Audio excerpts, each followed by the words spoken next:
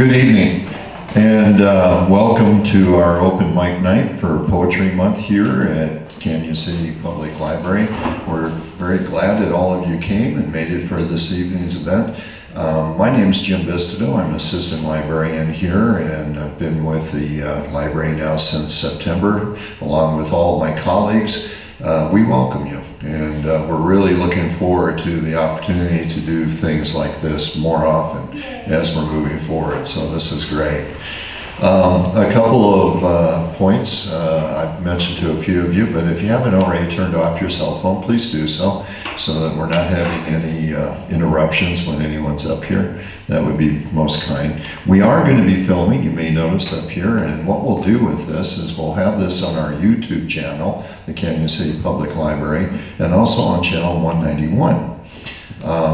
We may be able to get it on our Facebook as a link so that you can then make your way over to either of those, certainly for the YouTube. So we're hopeful of that as well. This evening is about poetry. There's lots of different types of poetry that exist out there. I certainly have a love for the words. One of the reasons I love to read is also because I find that people's ability to put thoughts into the languages that we use is wonderful, and it's a really nice thing to be able to do. One of our colleagues who isn't here this evening, I'm going to open with, we have a young lady that is just fantastic, and she is unable to be with us, but she does have a book of her own work, and I thought it would be fitting to go ahead and open with one of hers. As a matter of fact, I'm going to open with the very first one that she has in a book that she has created, and it's called, the book that is, Cratered and Ever-Changing Am I by Hallie Webb. So I am very pleased and honored to be able to share with you one of Hallie's pieces, and perhaps we'll have a chance to look at some others too as well. Goes as follows. The title of this is The Death, and it follows. Have you ever felt like death has been following you? Uncommon question, I know, but I do. I do. Not quite chasing. You're not running fast enough for it to chase you. Just following. Following. It used to be from a distance. Now, it seems like it's closer. Maybe right on my heels. And she has a wonderful number of these. We actually have this as a piece that you can check out. This is pretty cool for a young senior in high school who's been able to put out her own work. And I would recommend, if you haven't had a chance, take a look at this before you leave, and perhaps you could get this checked out to you as well. Now I'm going to share with you, and then I'm going to pass this on to whoever would like to come up after me. I've got a number of different pieces, and I probably, like you, had a difficult time choosing where I wanted to go with this, but there is a number of wonderful poems and a number of wonderful poets who I really enjoy, and I'm going to share with you a piece from Mary Oliver. Mary Oliver is someone that in my family holds a special place, and this is titled Today. Today, I'm flying low, and I'm not saying a word. I'm letting all the voodoos of ambition sleep. The world goes on as it must. The bees in the garden rumbling a little, the fish leaping, the gnats getting eaten, and so forth. But I'm taking the day off, quiet as a feather. I hardly move, though really I'm traveling a terrific distance. Stillness, one of the doors into the temple. And with that, I'm going to pass the mic to whoever would like to come up next. I wanted to start this with a favorite poem of mine from back in the day, so of course it's not too very serious. The Cremation of Sam Mcgee by Robert Service. There are strange things done in the midnight sun by the men who moil for gold that would make your blood, the Arctic trails of their secret tales that would make your blood run cold. The northern lights have seen queer sights, but the queerest they ever did see was that night on the marge of Lake LaBarge, they cremated Sam Mcgee.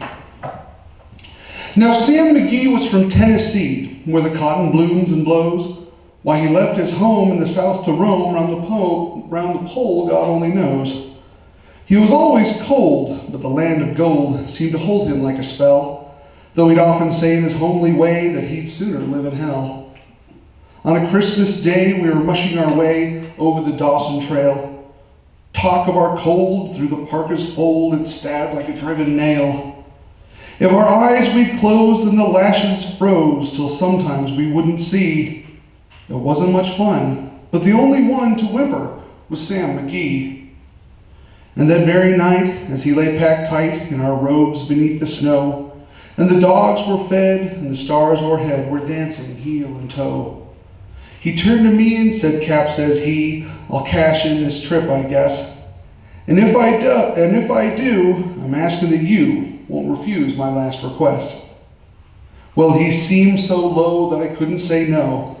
Then he says with a sort of moan, "It's the cursed cold, and it's got right hold, till I'm chilled clean through to the bone. Yet 'tain't being dead, it's my awful dread of the icy grave that pains. So I want you to swear that foul or fair, you'll cremate my last remains." Pal's last need is a thing indeed, so I swore I would not fail. And we started on at the streak of dawn, but God, he looked ghastly pale. He crouched on the sleigh and he raved all day of his home in Tennessee, and before nightfall, a corpse was all that was left of Sam Mcgee. There wasn't a breath in that land of death, and I hurried, horror-driven. What a corpse half hid that I couldn't get rid because of a promise given. It was lashed to the sleigh, and it seemed to say, you may tax your brawn and brains, but you promised true, and it's up to you to cremate those last remains. Now a promise made is a debt unpaid, and the trail has its own stern code. In the days to come, though my lips were dumb, in my heart how I cursed that load. In the long, long night by the lone firelight, while the huskies round in a ring howled out their woes to the homeless snows. Oh God, how I loathed that thing. And every day that quiet clay seemed to heavy and heavier grow, and on I went, though the dogs were spent and the grub was getting low. The trail was bad, and I felt half mad, but I swore I would not give in. And I'd often sing to the hateful thing, and it hearkened with a grin. Till I came to the marge of Lake LaBarge, and derelict there lay. It was jammed in the ice, but I saw in a trice it was called the Alice May. And I looked at it, and I thought a bit, and I looked at my frozen chum. Then here, said I with a sudden cry, is my crematorium. Some planks I tore from the cabin floor, and I lit the boiler fire. Some coals I found that was lying around, and I heaped the fuel higher. The flames just soared, and the furnace roared, such a blaze you seldom see. And I burrowed a hole in the glowing coal, and I stuffed in Sam Mcgee. Then I made a hike, for I didn't like to hear him sizzle so. And the heavens scowled, and the huskies howled, and the wind began to blow. It was icy cold, but the hot sweat rolled down my cheeks, and I don't know why. The greasy smoke in an inky cloak went streaking down the sky. I do not know how long in the snow I wrestled with grisly fear, but the stars came out and they danced about ere again I ventured near. I was sick with dread, but I bravely said, I'll just take a peep inside. I guess he's cooked. It's time I looked. Then the door I opened wide. And there sat Sam, looking cool and calm, in the heart of the furnace roar. And he wore a smile you could see a mile and said, "Please close that door. It's fine in here, but I greatly fear you'll let in the cold and storm. Since I left Plumtree down in Tennessee, it's the first time I've been warm." There are strange things done in the midnight sun by the men who moil for gold. The Arctic trails have their secret tales that would make your blood run cold. The northern lights have seen queer sights, but the queerest they ever did see was that night on the marge of Lake LaBarge I cremated Sam Mcgee.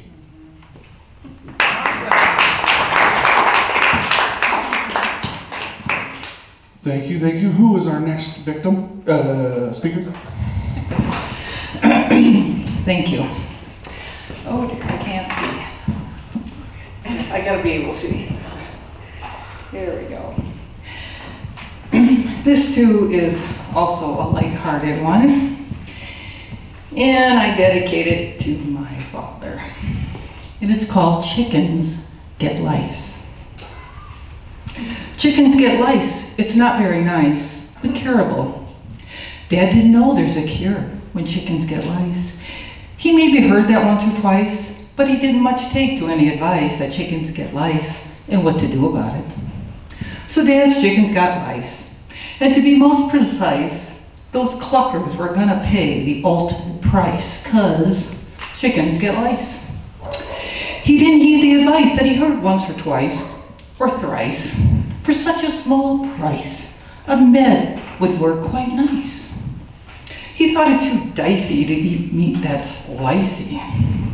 So he dragged the hens from their paradise, where they would make the ultimate sacrifice, 'cause they got lice. Off with their heads with an axe-like device, slice, slice, slice, 'cause chickens got lice. Whomp, whomp, whomp, more heads to slice, 30 or so, to be concise. And they ran and they ran and they ran like, well, like a chicken with their head cut off. 'Cause chickens got lice. Those chickens never made it to the kitchen, 'cause Dad didn't listen very well about the meds that would have been nice for the chickens who got lice. That just wasn't nice. He should have took the advice, but that's what happens when chickens get lice. True story. Next. Yes, glasses are necessary. This is good.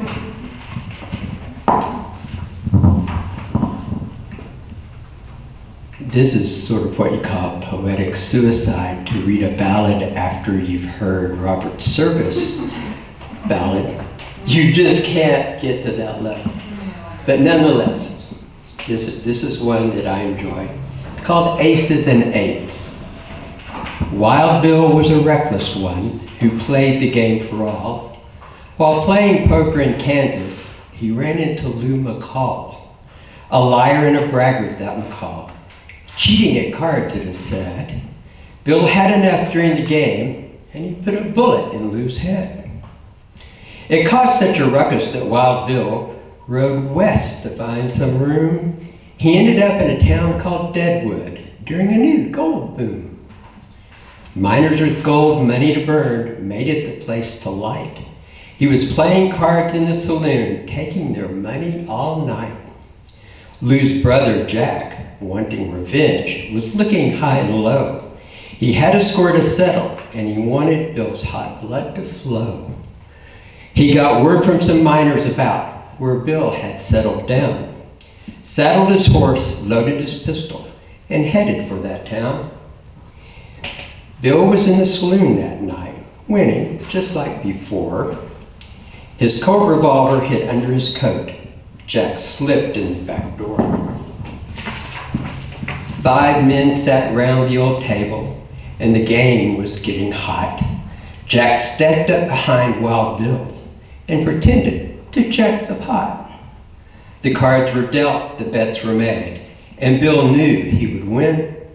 Taking gold from miners was so easy that it must have been a sin. Jack pulled the Colt out of his belt in the shadows where no one could see. He aimed it at Bill, who had killed his brother, and rode away scot-free. Quick as a flash, Jack fired his gun, hitting the back of Bill's head. He fell on the cards, blood running free, and the great Wild Bill was dead. Jack fled out the back door into the dark of night, feeling good that justice was done and things had been set right.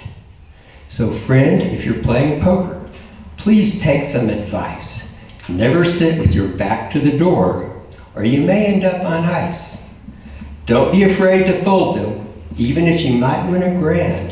You see, if you have aces over eights, you're holding the dead man's hand.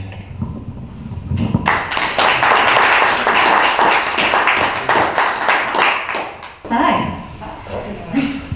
So I'm going to tell you a story. It was one of my favorite stories growing up. It's about a little old lady who swallowed a fly. There was an old lady who swallowed a fly. I don't know why she swallowed the fly. Perhaps she'll die. There was an old lady who swallowed a spider that wiggled and jiggled and tickled inside her. She swallowed the spider to catch the fly. I don't know why she swallowed the fly. Perhaps she'll die. There was an old lady that swallowed a bird. How absurd. She swallowed a bird. She swallowed the bird to catch the spider, and she swallowed the spider to catch the fly. I don't know why she swallowed the fly. Perhaps she'll die. There was an old lady who swallowed a cat. Imagine that. She swallowed a cat. She swallowed the cat to catch the bird, and she swallowed the bird to catch the spider. She swallowed the spider to catch the fly. I don't know why she swallowed the fly. Perhaps she'll die. There was an old lady who swallowed a dog. She went whole hog to swallow the dog. She swallowed the dog to catch the cat. She swallowed the cat to catch the bird. She swallowed the bird to catch the spider. And she swallowed the spider to catch the fly. I don't know why she swallowed the fly. Perhaps she'll die. There was an old lady who swallowed a cow. I don't know how she swallowed a cow. She swallowed the cow to catch the dog. She swallowed the dog to catch the cat. She swallowed the cat to catch the bird. She swallowed the bird to catch the spider. And she swallowed the spider to catch the fly. Well, I don't know why she swallowed the fly. Perhaps she'll die. There was an old lady who swallowed a horse. She died, of course.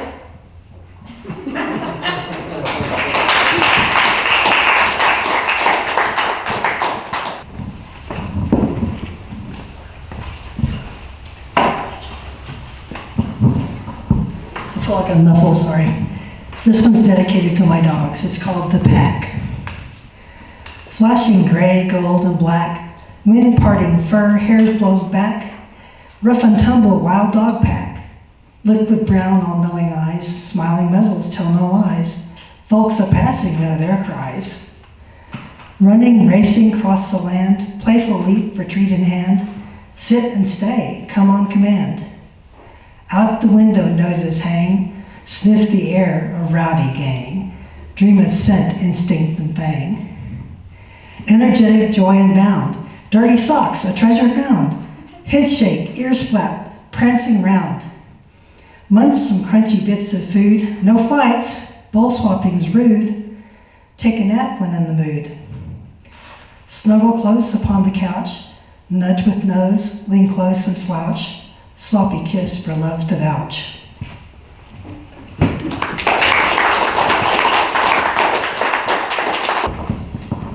I love these books that are collections of poems for kids, because they have ones that I haven't heard since, well, I was a kid. So flipping through it has been grand. Lucky Trade by Matthew M. Fredericks. I told my mom I'd go to work if she would go to school. She thought that trading places once just might be kind of cool. So she agreed. I packed her lunch and made her wash her face. Then Mother said, I wonder why you want to take my place. I wonder what you do at work. I'd like to meet your boss. Now hurry up and brush your teeth and don't forget to floss. There's just one thing, Mom, that I forgot to mention. I'll pick you up at 4 o'clock. Today you have detention.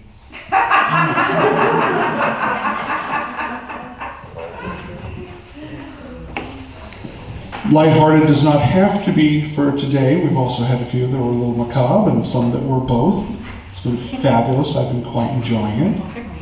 I know that some of you have tried to pick your absolute best poem for coming up, but we're always open to hear second and third best. Happy to share, happy to hear, and we would love anything else anybody would like to perform. Thank you. Okay, we'll do a light one.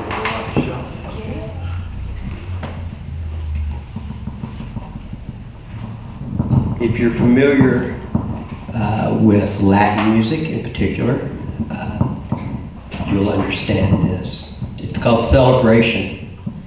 The sharp clicks of the clave silenced the crowd and began the celebration. 3 bass toms joined the call. Each play different beats, merging into the rhythm. The djembes blend into the pulse. Rapid, alternating tones flow over me. The throbbing beat drives through my soul. My body flows with the movement of the celebration. Rapid staccato of solo djembe with rays of sunlit high tones slice through the thundering bass. 16 hands fly across the drum heads, dancing together to make the music of celebration.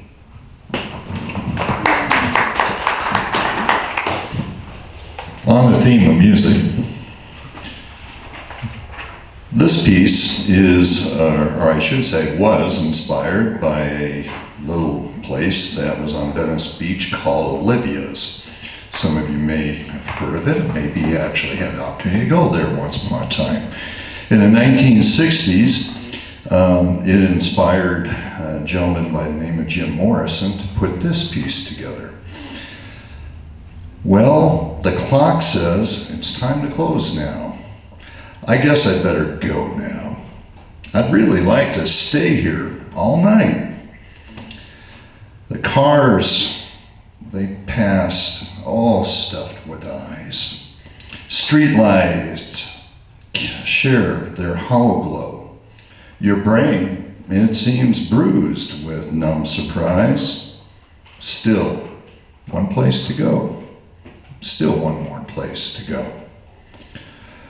Let me sleep all night in your soul kitchen. Warm my mind near your gentle stove. Turn me out and I'll wander, baby, stumbling in the neon grove. While your fingers, they weave quick minarets, speak in secret alphabets. I light another cigarette. Learn to forget. Yes, I am learning to forget. Soul Kitchen.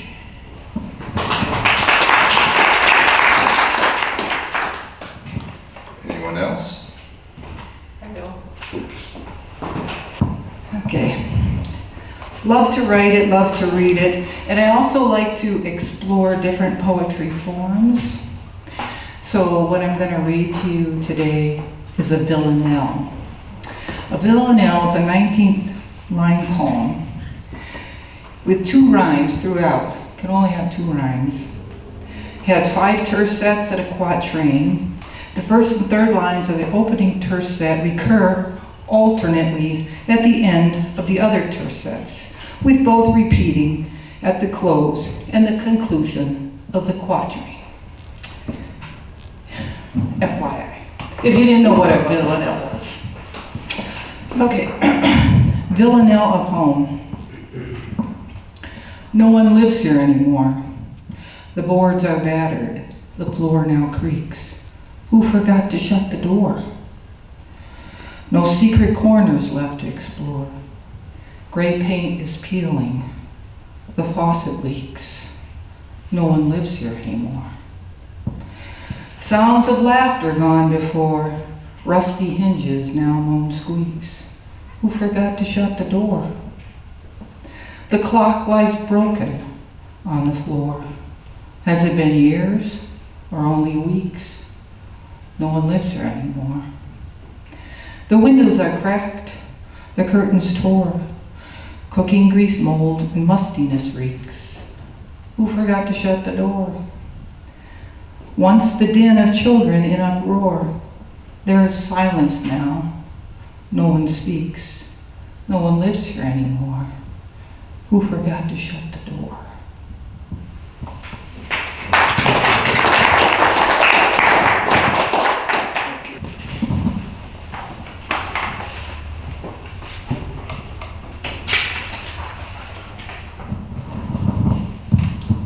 Since we had Jim Morrison, I thought we would touch on something else with old music. If you're familiar with Joni Mitchell, perhaps heard her. She had a song called Blue, and there was a line in it that went like this: songs are like tattoos, ink on a pen, underneath the skin, an empty space to fill in.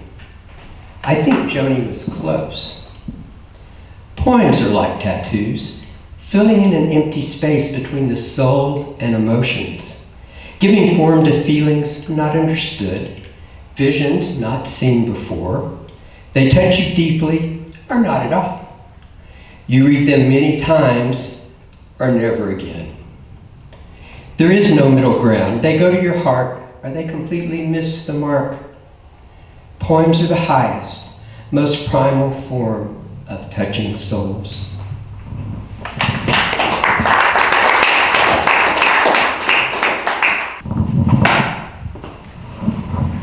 This is called worth. What is the worth of one human being, living or dead? Who may decide and who must pay the cost? Mostly it's those doing the paying who decide. And payment is made in paper currency whose worth is decided by the ones who print it. That worth is only confirmed by others' faith in it. Like the little man pretending great power, it's best not to see what lies behind the curtain of great banks and trading houses or the precious green notes they create.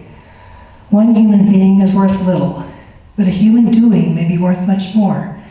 And the worth is compounded if that doing involves handling bits of paper, moving them around and trading them, even if the trading is virtual in the cloud. So the human doing, who is a maker of tangible things, is deemed worth little, while the one whose doing is merely staring at numbers on a screen is worth much. When a human is deemed too old to do, there's little left for worldly esteem, unless care has been taken to pile a lot of green notes somewhere. Then the human doing becomes once again merely a human being, devoid of worth, as measured by society. Yet what if there is a possibility, by merely being, to gain more real value than all the doing which fills a lifetime?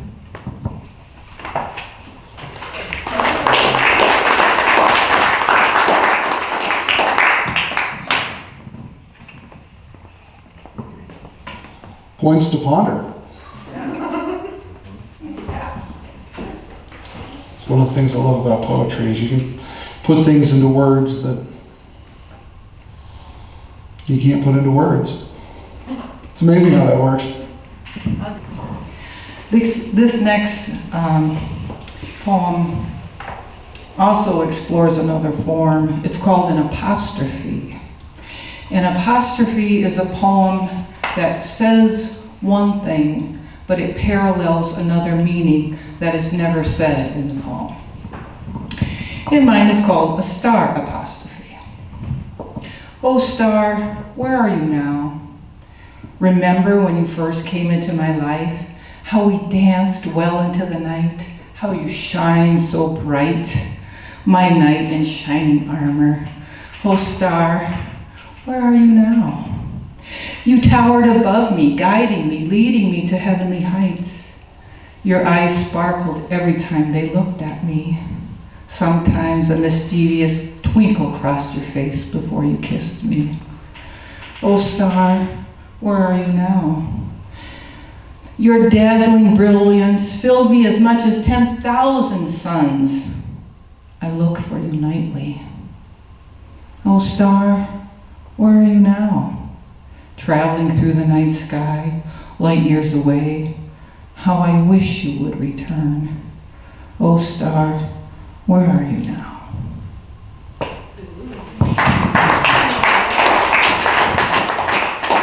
So this is one that we had joked about reading. My coworker Adam couldn't be here tonight, so I'm going to read it in his stead, or recite it in his stead. It's about something we all love and like to do. Beans, beans, the musical fruit. The more you eat, the more you toot. The more you toot, the better you feel. So let's have beans for every meal.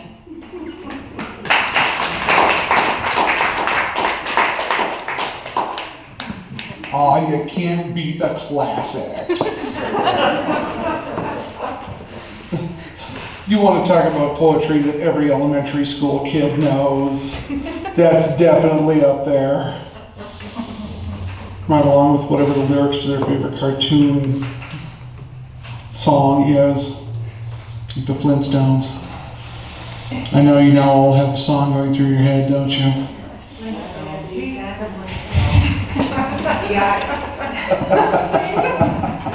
I've got one more, Sam.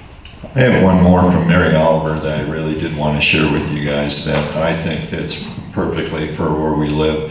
I came to Colorado in 1974, and I've been here ever since. I fell in love with this place. I also fell in love with the little lady over there that I've been with for 42 years now. And Colorado is my home, and I really enjoy it.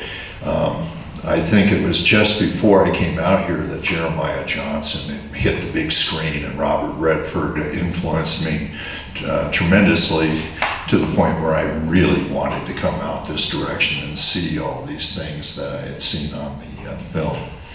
So Mary Oliver made a poem. It's a little short one, but it is called "I Have Decided," and it fits for me.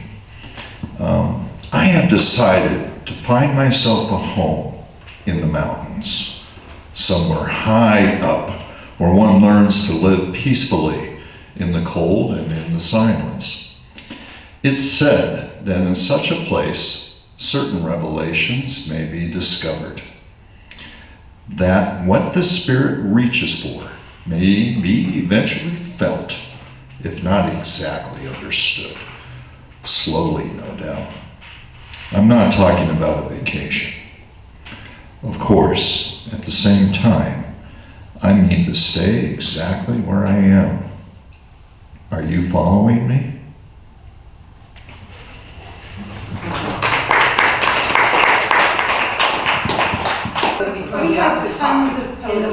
In the past, I usually got up and told a story rather than reciting poetry.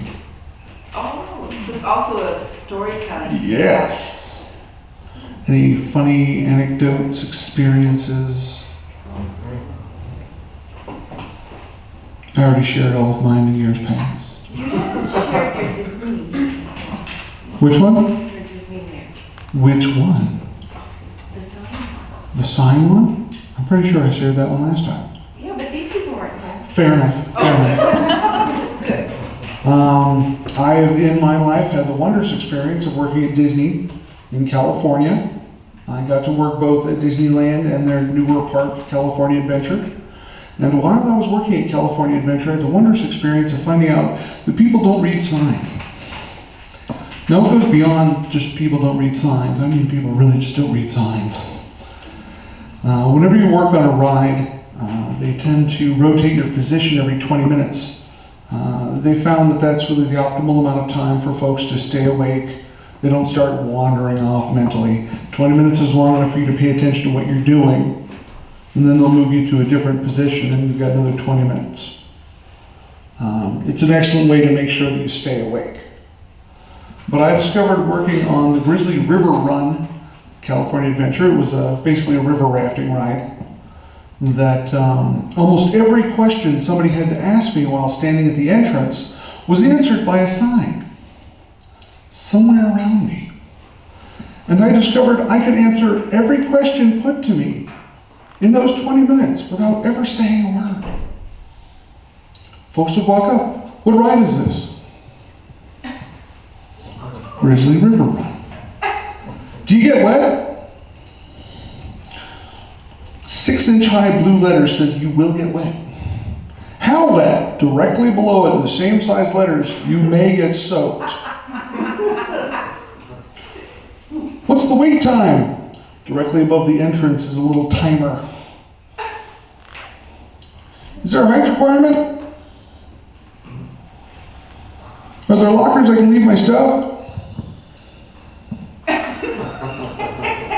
Where's the Fast Pass? Bathrooms? Can you in fact talk? Are you going to?" Before that, I had never been able to get so many laughs by not saying a word. Didn't have to say a thing, I could answer all their questions. And the vast majority of people, by about the 5th or 6th question, realized the inanity of the fact that they were asking me all of these things that were answered by a sign that was in view somewhere. So now, whenever I encounter somebody who is not reading the sign directly in front of them, whether it be at the store, on the freeway, at work, wherever, I have an understanding. People just don't read signs. There are many of us who do, but there's the rest of us that just sort of see words are up there, but we don't really read them. So that is my story of how I know that people don't read signs. And I was able to make a hilarious tale out of it.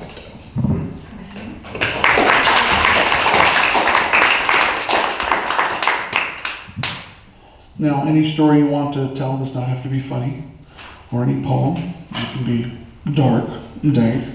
It can be whatever you'd like. We're not going to force anybody to come up if they don't want to. I know a sizable chunk of us are in here because we like attention in the first place.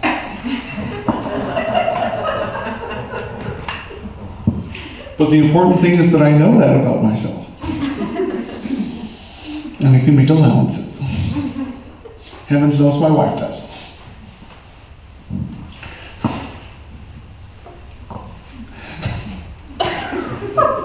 Sorry, I shouldn't be laughing at myself. If anybody else would like to come up and say a few words, extemporaneous rap, whatever you'd like. We're happy with anything. I have a story, and maybe some of you can relate, especially if you're single. Or maybe you were single once upon a time. Maybe you can relate. It's called the dating game. So this is my dating life. Okay. Sucking down coffee dates, looking for a soulmate. Can you find a hottie over a latte? Switch to happy hour. At least over wine, something will be fine. Have you ever been on this dating game? It's a bit lame going through miles of dating profiles. Many should get a Pulitzer Prize for those fictional lies. Have you ever met from the internet? Take their age and add 20 years and add 30 more pounds. We'll add to your fears. Why does no one look like their picture? Meeting up, it's hard to hide the lies, especially with age or size. But arriving at the date, even though they were late, try to make the best of it. Does anyone ever want to quit? As you talk more and more, realize you've discovered another bore. Now turn that yawn into a sneeze. Does anyone else get some of these? Or maybe they're a heavy boozer. Thank you, stars, another loser. Or the ones that like to mention their paper collection, or some other equally boring pastime. Or worse, ouch, those whose hobby is the couch. Or the ones that think they're funny as they forgot to bring some money. Where did they think they were going? So cough up some cash and make a mad dash out of there. Do you make it to the end? They run after you out the door, hoping they will see you more. Are you thankful to get away? But keep trying without crying. The best is out there, aren't they?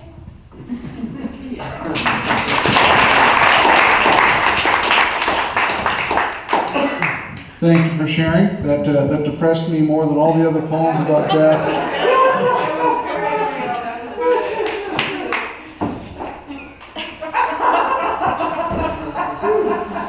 Thank you.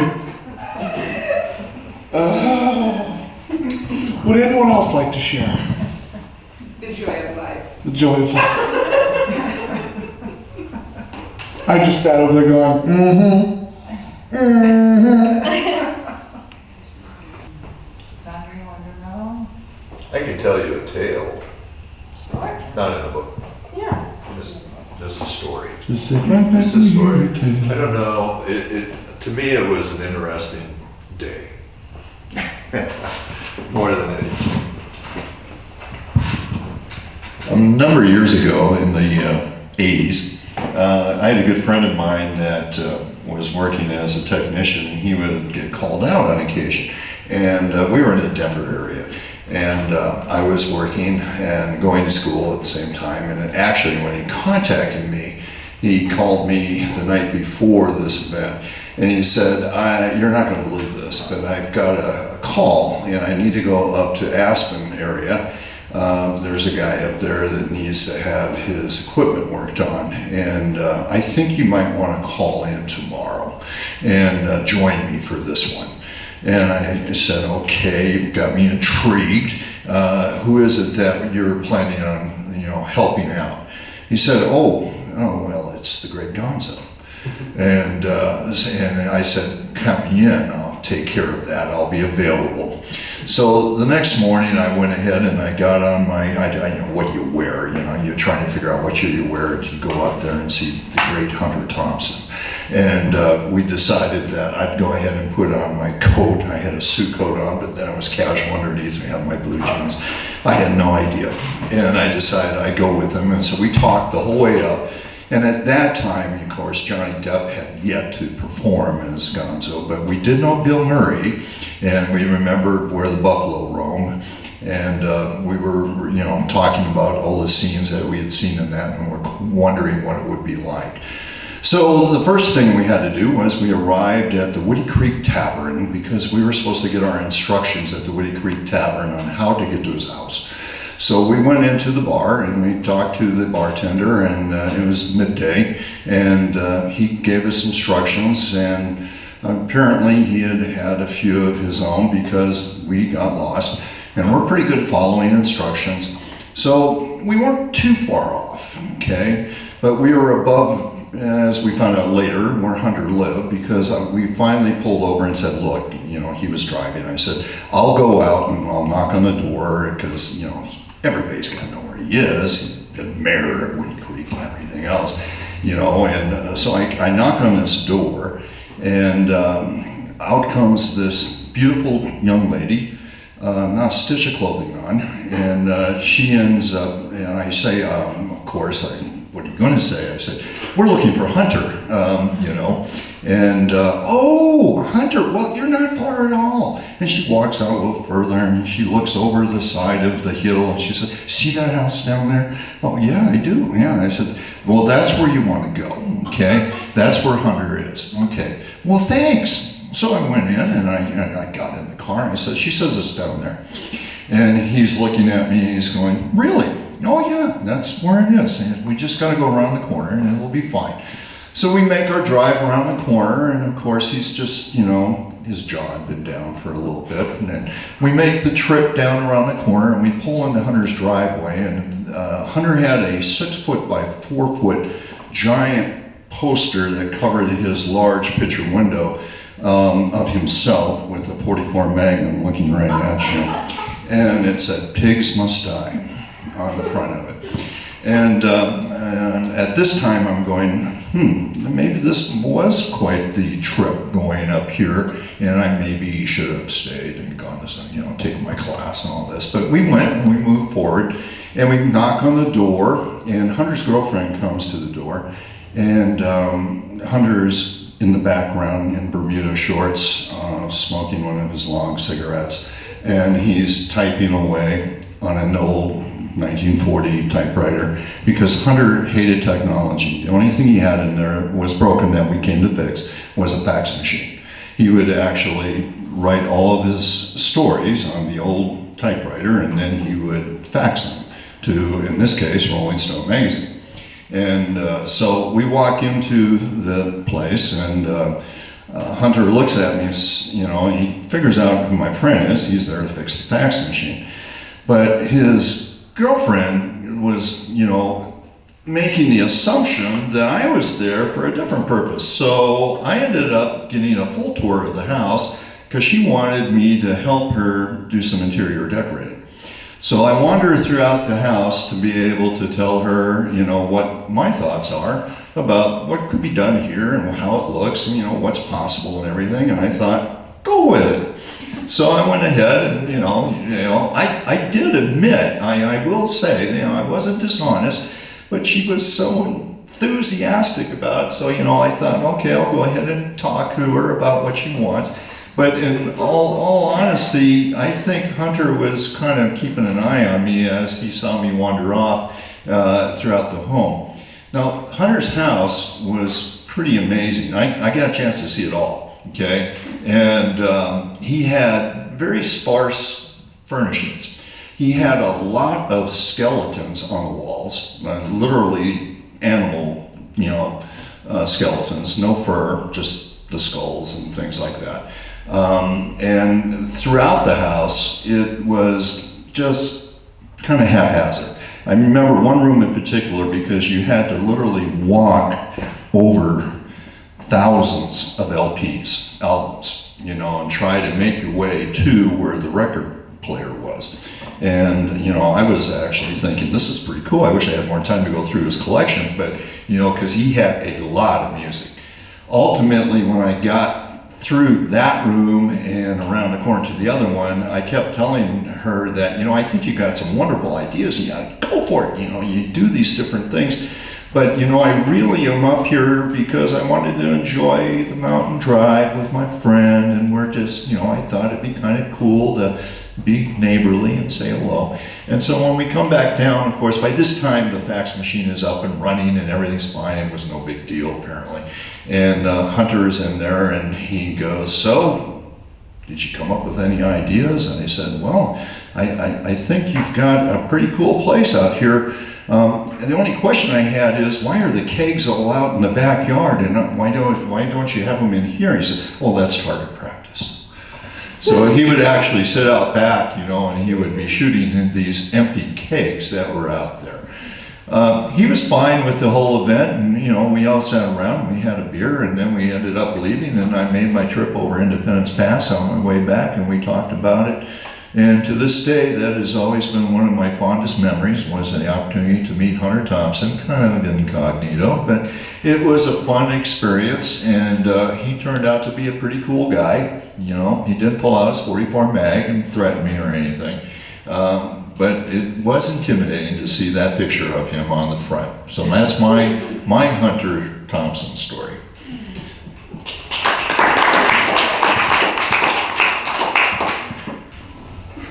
I suppose I should go with a story that should have gotten me fired from a previous job.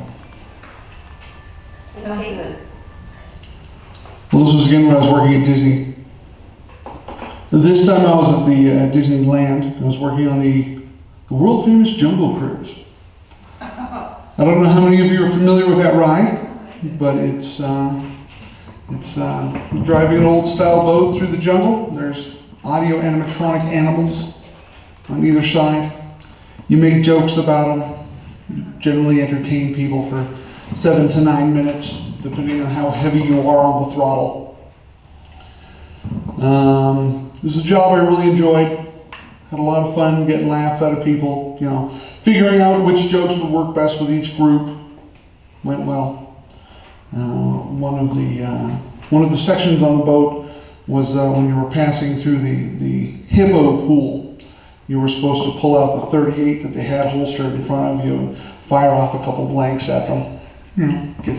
Make it feel real. Mm-hmm. But one day I was piloting, and this was back in the day when camcorders, some of you I'm sure remember those, had little spotlights on.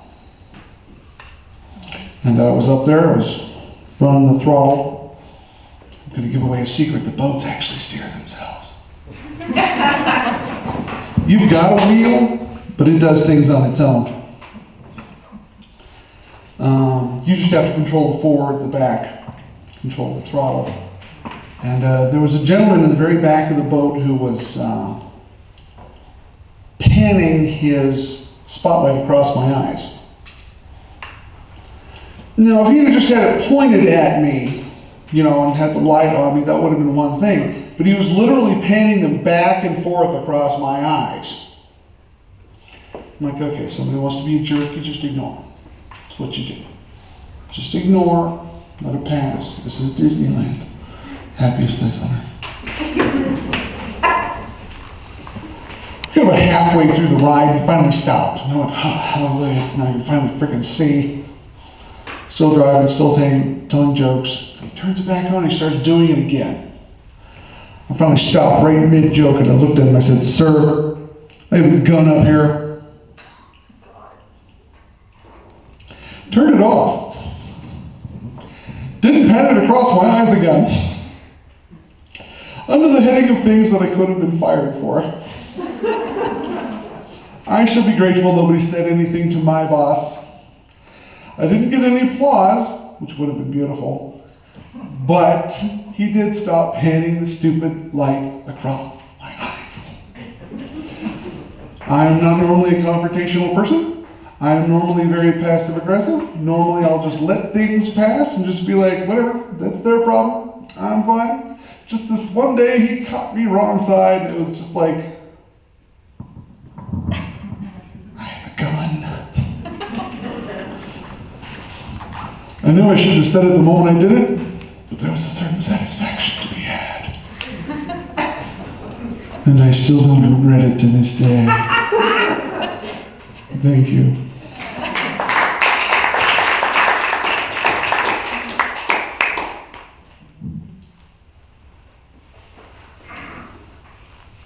Anybody else? Well, that actually gets us right up to 6:59.